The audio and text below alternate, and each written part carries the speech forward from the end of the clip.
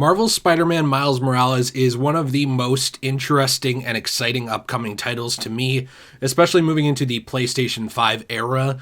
Now, a lot of people don't know that this game is also on PlayStation 4. Obviously, it's not going to be taking advantage of PlayStation 5 technology on the PS4, but if there's anything we know, it is that the original Spider-Man for PS4 looked incredible. It played very well. It was already well optimized.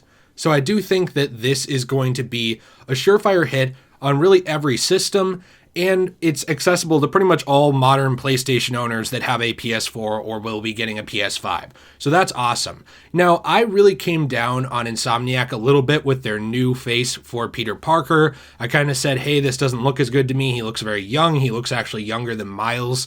And today I thought that I should take a look at some of the great stuff that Insomniac has been doing with the Spider-Man franchise this last couple weeks that have flown a little bit more under the radar and maybe you don't know about, because I also don't want to just be the guy who calls out crap when I see crap and doesn't give positive credit to anyone when I see really great positive things going on, because I can tell that Insomniac does really care about the Spider-Man properties. Now, before we get into that, I am not necessarily sponsored here because it is me. I am, in a way, weirdly the sponsor to my own video, I guess, because what I am trying to do is point out today to you a little community post I made just the other day. I have started a second channel, a Let's Play channel, which is really described by a lot of the viewers as just a place to come, hang out. It's sort of a podcasty feeling. We sit down, we talk about different topics, we play through video games, and we just have a great fun time together. So if you are interested in that and being part of the community, I would really appreciate if you check that out and sub to that channel. The link is in the description below to Degenerate Plays, which is the name of that channel, where I hope to be seeing you, and I'm pushing hard to reach over 7,500 subs over there before the end of the year. So let's shoot for that and have some fun. Join a fun community. Now, moving into the Spider-Man news, I do think it's important to actually point out some of the great stuff that they've been doing recently. The first of which is actually something that I'm sure everyone has seen, and that is that Miles Morales' Spider-Man suit from Into the Spider-Verse will be making an appearance in this game. This will be an unlockable suit. We got to see a full breakdown, sort of, a gameplay breakdown of this the other day, where they actually announced this on YouTube and showed off a little bit of the suit in action. One thing that is amazing about this is the attention to detail. Now, I have sort of a positive and negative, or a positive and neutral to say about this, depending on who you are. I think the suit looks incredible. It plays really awesome. And obviously the frame rate on the suit is sort of slowed down a little bit, or the animations are made a little more choppy to line up with the animation style of the movie. I do have two things to say about this. One is that I think this looks incredible. I think it looks fantastic. It looks like it was ripped right out of the movie. That's great. The second thing that I do worry about a little bit is that I've seen people, and I don't have the exact frame count for the suit, but I've seen people saying that it's slowed down compared to the rest of the game in order to line up with the animation style of Spider-Verse. I will say that I am slightly concerned with this about whether or not this will make some people's eyes hurt or not. So obviously I'm really hoping that that is a feature that can be toggled off and on. And I haven't seen if it is, but if it is, I will add a little aside in here. Well, I did a little more digging, and I found out, looking on James Stevenson's Twitter, who is a community manager at Insomniac Games, that the slowed down frame rate is actually a mod which can be removed or added on to other suits. So if this really does bother you, or maybe it just isn't aesthetically pleasing to you, or on the other hand, it really is, you can actually move that to other suits as well to sort of see what they will look like. Now, I had to add in this aside because I'm a man of my word. And secondly, I do think that this is just really a great way to show the community that you care. Insomniac really does care about this property. They care about Miles, they care about Peter, and they are trying to really bring in everything fan servicey that they can in a non-tacked on way. I also do want to cover something very interesting to me that I haven't really seen many people talk about, and that is the fact that the PlayStation 4 version of Spider-Man, of just Marvel's Spider-Man that I'm sure you already have if you're interested in this game, that is going to be getting new free DLC. there was actually an update on Twitter on October 21st, and this was from James Stevenson. He is a community director over at Insomniac, so he does a lot of stuff in terms of speaking for the company and also just kind of promoting the products and just being an overall nice guy on Twitter. And he actually responded to a tweet from a fan who had asked him basically if the new 3 suits from the Spider-Man remaster are going to be exclusive to the remaster or if they will be coming to PS4. Wow, hey, another aside here. Actually, I just noticed the dude who sent this tweet out to Stevenson, Sandman, Positive Vibes, actually follows me on Twitter. He's someone who's liked my posts before, so we obviously all know he's really cool. So hats off to him for asking Stevenson this. I definitely want to give him a little shout out for that. We appreciate you, buddy.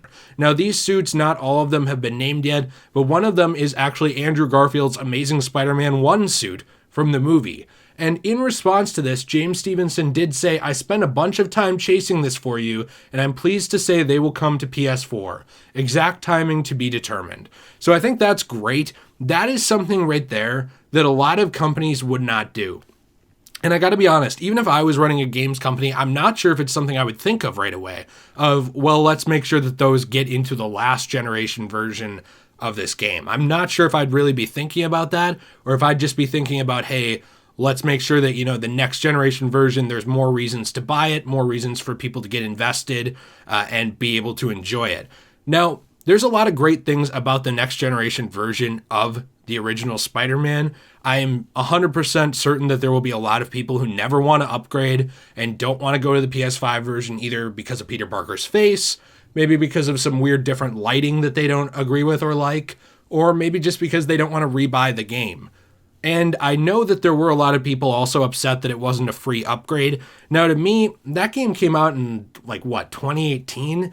It is now approaching 2021. It's going to be like a month before 2021 or a month and a half before 2021 when Miles Morales comes out along with the upgrade. I personally don't care. I'm not going to go as far as to say that's entitled. I've seen some people say that, well, that's entitled. And I understand why some people would see it that way too, but I do really think that with how Insomniac has handled this and with re-releasing this game on PS5, asking for the additional $10, at least in the US, of the actual bundle of Miles Morales that comes with that remaster, to me, that's not a big deal at all. That's really nothing. It's actually very hard to get a eating out. If you're out to eat at a restaurant here, it's very, very hard to get a meal under $10 unless you're at McDonald's and just ordering a couple things. So to me, it really doesn't matter. I totally get why people would want it for free, but I don't really care. I do think, though, that $10 price tag is actually a good thing, believe it or not, because there actually was a lot more effort put into this. We wouldn't be getting these new suits without the PS5 remaster.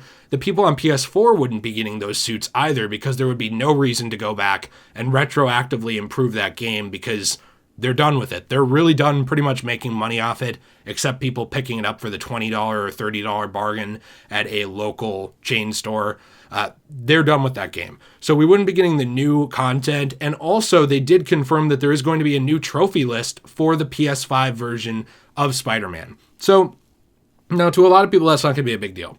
You're going to say, trophies, I don't really care. But there are a lot of fans of PlayStation especially who are enthusiasts of their exclusive games or of trying to unlock these digital accomplishments and kind of show it off. And for me, I know I keep them more as mementos, like memories, oh, hey, I did that. That was fun. I had a good time. Maybe it's something like trophies for the classified map in Black Ops, and I say, hey, I played that with Nate. I had a great time. I remember when I got that. That's kind of how I get them, and I do enjoy getting them. Some people aren't going to care, but I do think that extra effort is also something that should be rewarded, and a $10 price tag to get improved lighting, faster load times, better frame rate, all this other stuff, even if I disagree with the choice on the face still a little bit, which I do, all that really does add up, and I think it's worth the extra $10 price tag. So I don't know. I really just wanted to make this as sort of a recap of everything great that I think that Insomniac is doing right now. I really do appreciate how they're focusing on fan service and adding in things from the comics and movies that people love. I really do appreciate that they went back and actually included the first Amazing Spider-Man suit, at the very least, in the remaster and the PS4 version. And if you're on the PS4 version, you will be getting 2 other suits in the future as well for when you go back to the game, even if you can't afford or couldn't find or don't want to buy a PS5 right now. There's a lot of reasons not to get one yet.